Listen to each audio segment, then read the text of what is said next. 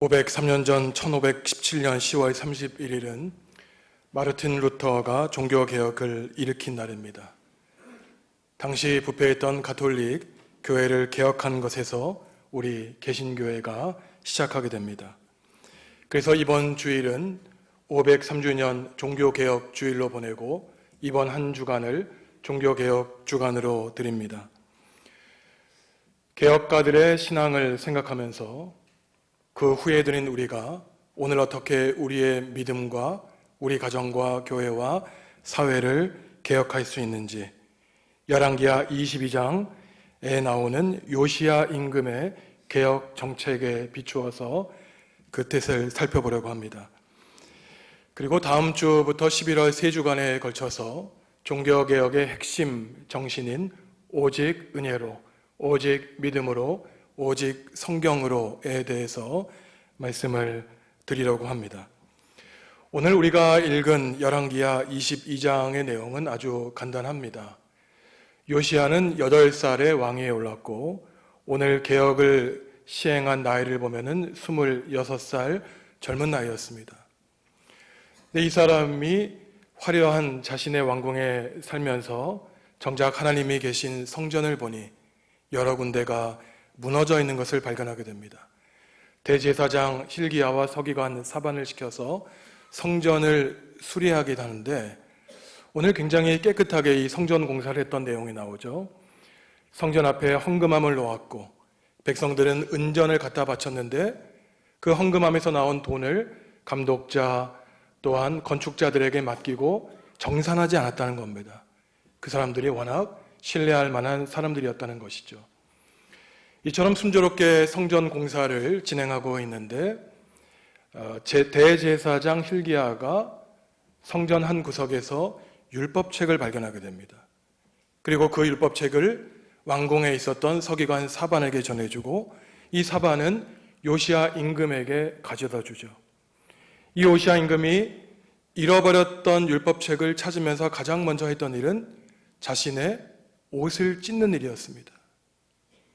구약 당시의 이스라엘 백성들은 회개하거나 슬픔에 빠졌을 때 옷을 찢거나 재나 먼지를 뒤집어 쓰는 이러한 행위를 했죠.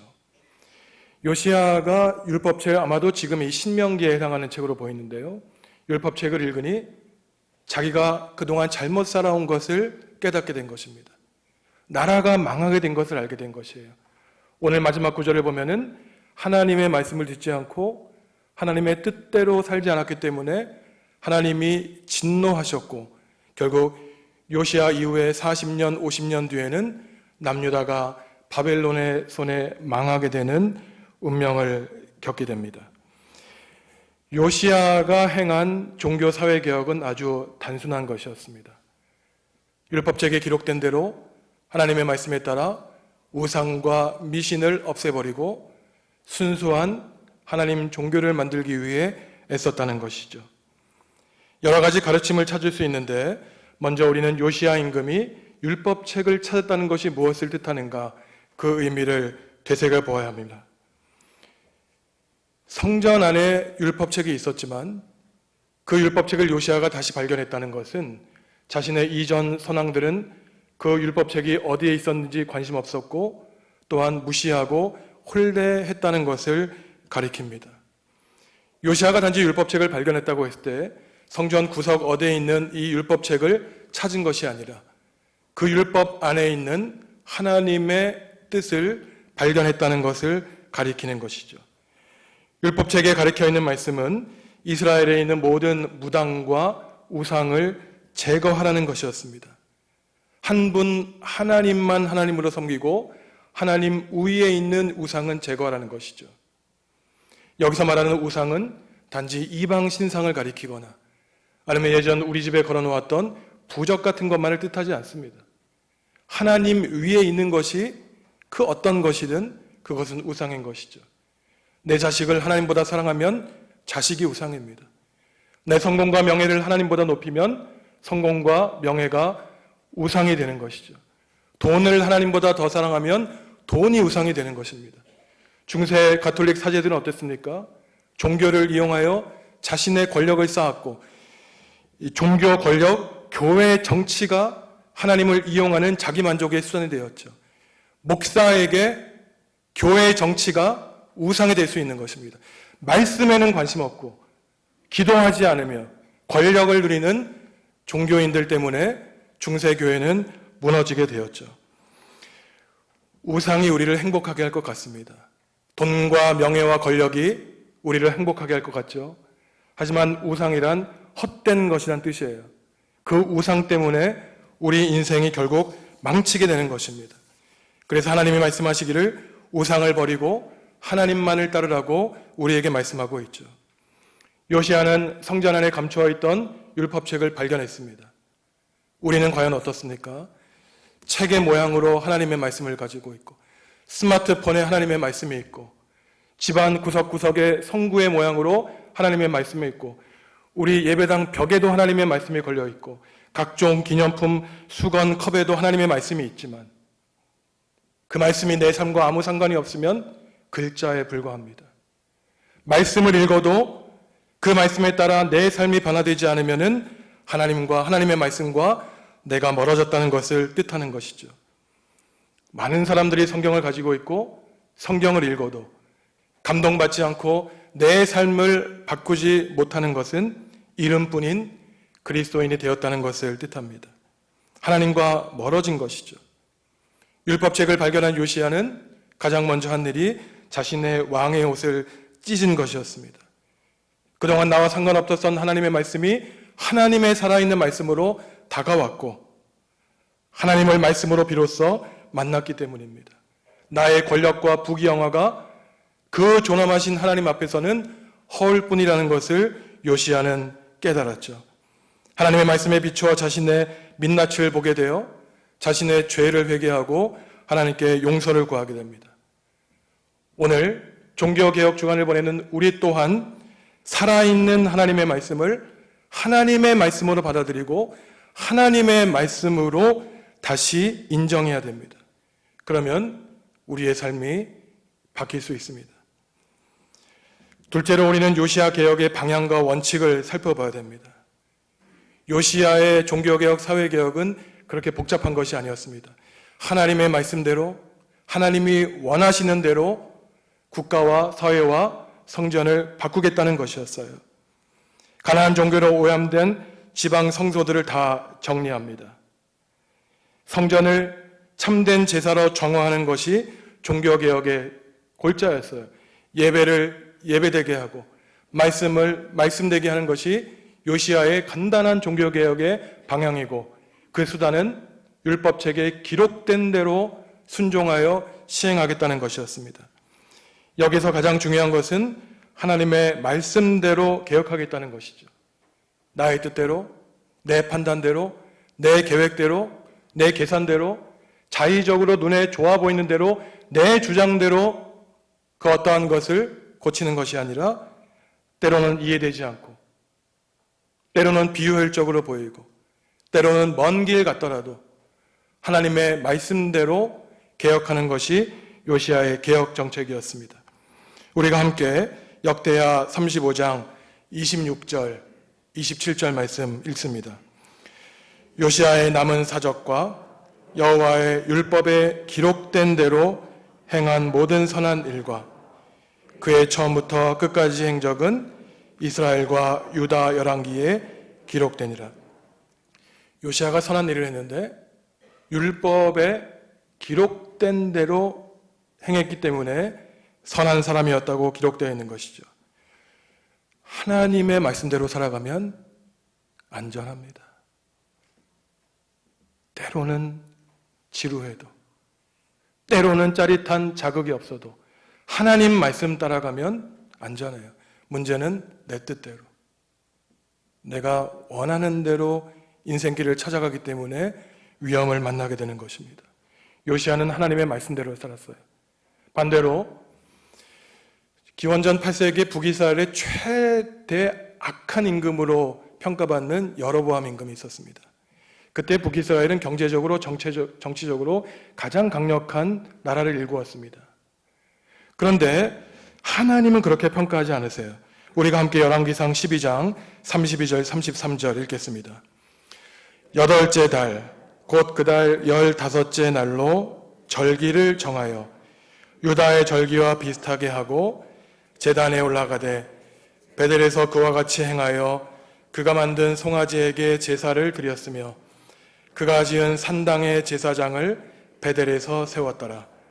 그가 자기 마음대로 정한 달, 곧 8째 달 15째 날로 이스라엘 자손을 위하여 절기로 정하고 베델에 쌓은 제단에 올라가서 분향하였더라.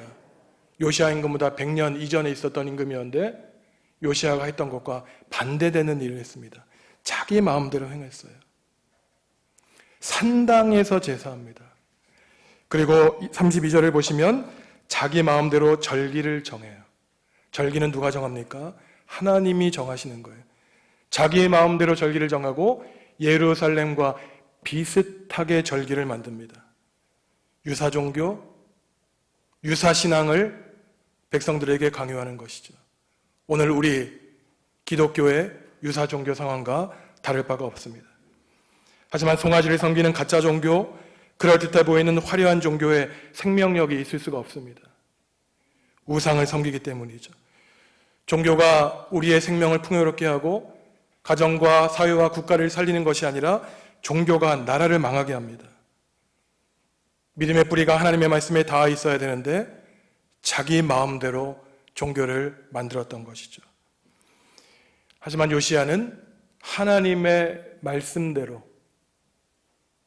예배를 예배답게 하기 위해서 최선의 노력을 다했습니다. 셋째로 요시야 임금이 그 젊은 나이에 종교와 사회를 개혁하게 된 그 첫 시발점을 생각해 볼 수 있습니다. 요시야는 어떤 정치적이고 종교적인 야망을 가진 사람이 아니었어요. 그 사람이 어떤 백성들 앞에 큰 업적을 내세워서 자기 이름 남기려고 개혁한 게 아닙니다. 사람의 눈으로 볼 때에는 굉장한 우연이었고 하나님의 눈으로 볼 때에는 섭리와 계획이었죠. 요시야가 하는 일은 자기는 화려하고 안락한 왕궁에 살았지만 하나님이 계신 성전이 무너져가는 것을 보고 죄송해했던 겁니다. 그저 무너진 곳 수리하다가 율법책 하나 발견하게 돼요. 그리고 그 율법책을 읽다가 자신의 본래 모습을 발견하게 되고 잘못 걸어가고 있는 국가와 종교의 모습을 고치기로 한 그 작은 데서 위대한 종교개혁이 시작했던 것입니다. 사람의 눈에 잘 보이려고 한 것이 아니죠. 선왕들이 신경 쓰지 않은 성전을 보며 안타까워하며 성전을 고치면서 수리하면서 종교개혁을 일으키게 됩니다. 우리가 함께 오늘 읽었던 5절, 6절에 나오는 두 번 반복되어 나오는 구절을 한번 읽어보겠습니다. 여호와의 성전을 맡은 감독자의 손에 넘겨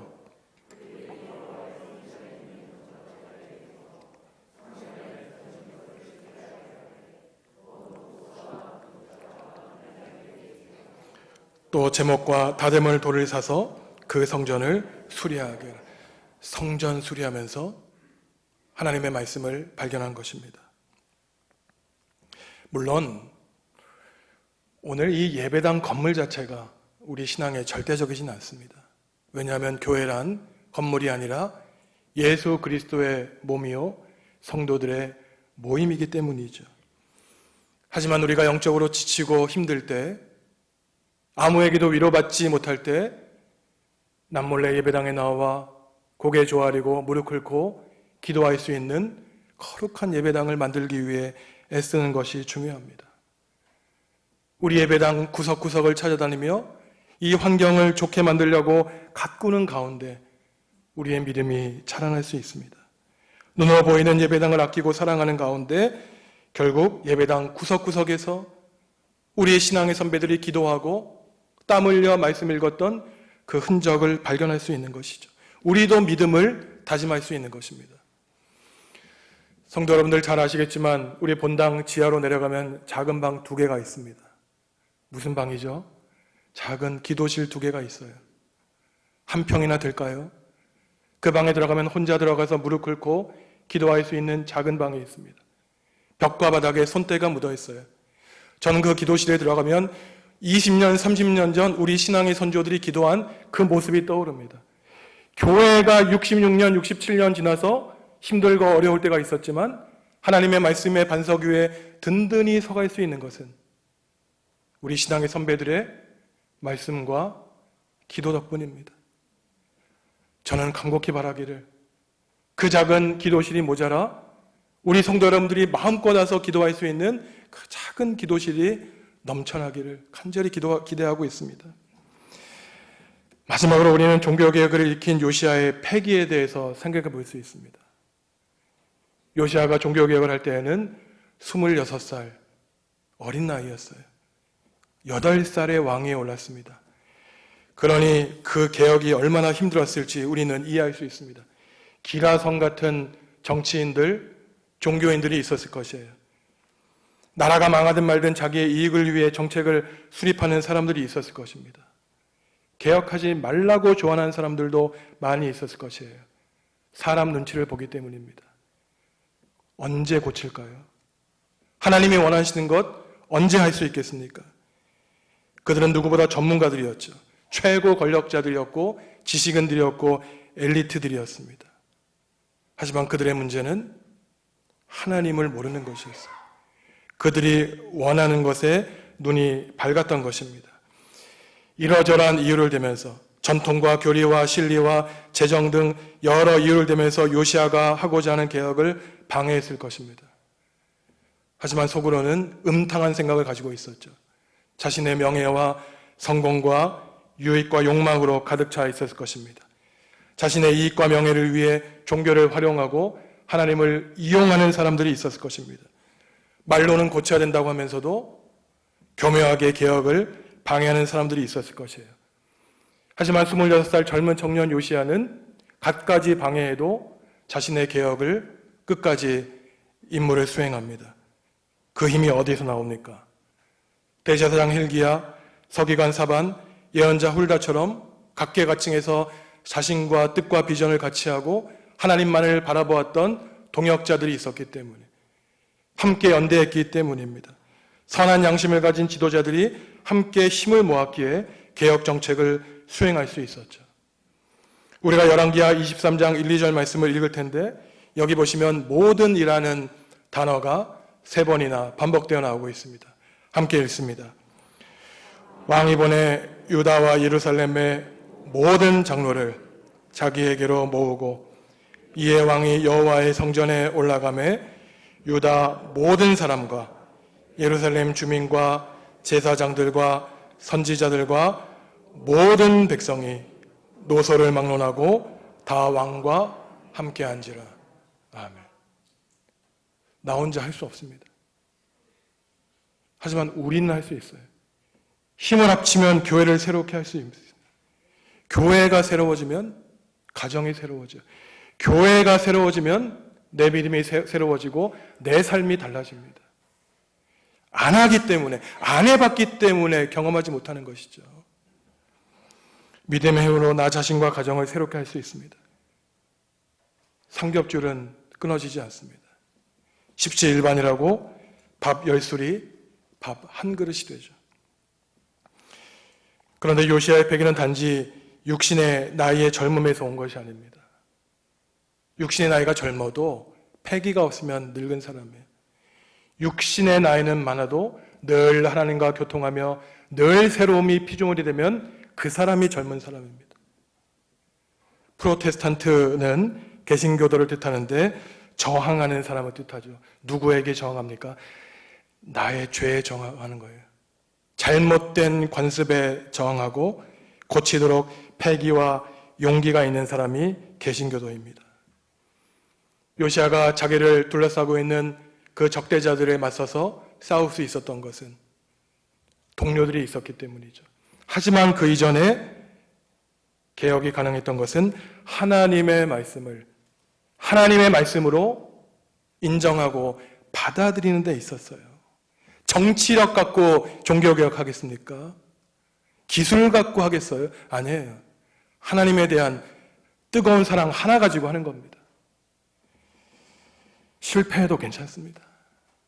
실패가 두렵습니까? 사람들 눈에는 예수님도 실패하셨어요. 하지만 단 한 가지 사실, 하나님이 원하시면 그적으로 충분한 것입니다. 요시아가 거대하게 종교개혁을 한 것 같지만 나중에 열왕기하를 읽어보시면 애굽 바로 느고와의 전투에서 장렬하게 숨집니다. 하지만 아무도 그를 실패했다고 말하지 않아요. 그에게 주어진 인생 가운데 하나님을 향한, 백성을 향한 뜨거운 마음 가지고 자기에게 주어진 삶을 다했기 때문에 그는 성공한 개혁자로 우리에게 기억되고 있습니다. 개신교회가 503살이 되었죠. 이제는 나이가 많아 늙었습니다. 종교개혁자들 화형을 당할 것 두려워하지 않고 당시 부패한 교회와 맞서 싸웠던 그 패기를 잃어버렸습니다. 오히려 많은 권리를 누리고 지켜야 되는 입장이 되었죠. 그래서 우리 교회 안에 여러 문제가 발생하기도 합니다. 하나님의 말씀에는 관심이 없고 잿밥에만 관심을 갖는 많은 종교 지도자들이 생겨나게 되었죠. 종교개혁자들에게 개혁의 대상이었던 가톨릭 교회가 오히려 체질을 개선하면서 사회에 좋은 영향을 끼치기도 합니다. 반대로 우리 개신교회는 사회적이고 정처적인 여러 이유로 국민들에게 신임을 잃어가기도 하죠. 사회에는 관심 갖지 않는 자기 충족적인 존재로 여겨지기도 하고 안타깝지만 부인할 수 없는 사실입니다. 한국교회가 세상 사람들에게 손가락질을 당할 때 가장 마음 아파하시는 분이 있죠. 하나님이십니다. 하나님이 교회를 세우시고 꿈과 비전을 허락해 주셨지만 하나님을 욕먹이는 하나님의 백성을 보고 우리가 돌아오기를 원하십니다. 성전을 지으시고 만민을 위해서 만민이 기도하는 집으로 세우셨지만 강도의 구렬이 되었다고 눈물을 흘리셨던 예수님의 눈물을 보게 되죠. 하지만 하나님은 지금도 교회를 포기하지 않으십니다. 지금도 남들의 시선 신경 쓰지 않고 눈물 흘리며 고개 조아리며 무릎 꿇고 말씀 읽고 기도하는 신실한 남은 자들이 있기 때문이에요. 교회와 사회가 이렇게 된 것이 다른 사람 탓이라고 손가락질하는 것이 아니라 나 하나 고치지 못하는 내 탓이라고 하나님 앞에 나아가 울부짖는 겸손한 신앙인들이 있기 때문입니다. 자신을 개혁의 주체로 여기는 것이 아니라 개혁의 대상으로 삼는 겸손한 그리스도인들이 있기에 503주년 종교개혁 기념주의를 보내며 다시금 우리는 교회와 가정과 사회를 새롭게 하기로 하나님 앞에 다짐하는 것입니다. 교회를 개혁하는 것이 근본 목적이 아니에요. 근본 목적은 교회를 하나님이 원하시는 교회, 하나님이 기뻐하시는 교회로 만드는 것이 근본 목적입니다. 예수 그리스도의 몸, 성도의 모임으로서의 교회가 하나님 나라의 전초기주로서 하나님의 사랑과 정의를 이 땅에 실현하는 것이 우리의 목표가 되는 것입니다. 요시아가 그랬듯이 하나님의 말씀을 읽고 우리의 옷을 먼저 찢는 데서부터 종교개혁은 시작합니다. 나의 죄를 발견하고 나를 부인하는 것에서부터 개혁이 시작되죠. 성도 여러분, 여러분의 삶에서 무시당하고 홀대받았던 말씀을 다시 발견하시기 바랍니다. 일상생활 가운데 말씀과 상관없던 삶에서 떠나 하나님의 살아있는 말씀을 꾸준히 읽으시기 바랍니다. 살아 역사하시는 하나님이 우리의 마음을 감동시켜 주실 것입니다. 하나님은 요시아와 같은 믿음의 사람을 지금도 찾고 계십니다. 503주년 종교개혁을 축하하며 500년 전 교회와 세상을 바꾸기 위해 목숨 바쳐 헌신한 종교개혁자들의 믿음을 본받아